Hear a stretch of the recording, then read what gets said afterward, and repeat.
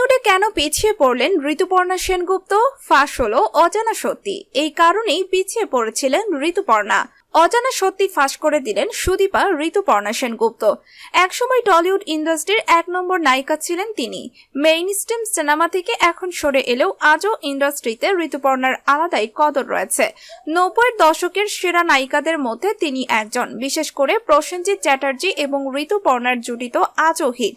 তবুও কিছু খামতির কারণে ক্যারিয়ারে আরো ভালো কাজ করতে পারলেন না ঋতুপর্ণা। কি সেই খামতি? ঋতুপর্ণা সেনগুপ্ত, প্রসেনজিৎ চ্যাটার্জি, মিঠুন চক্রবর্তী, অভিষেক চ্যাটার্জি থেকে শুরু করে চিরঞ্জিত চক্রবর্তী, ফেরদৌসের মতো টলিউডের বড় বড় তারকাদের সঙ্গে অভিনয় করেছেন। তার বেশিরভাগ ছবিই হিট। প্রসেনজিতের সঙ্গে তার 50-টির ওপর হিট ছবি আছে।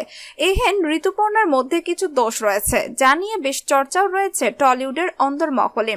কয়েক বছর আগে শাশ্বত চট্টোপাধ্যায়ের অপুর সংসার নামের একটি টক শোতে অংশ নিয়েছিলেন রান্নাঘর খ্যাত সঞ্চালিকা সুদীপা চ্যাটার্জি।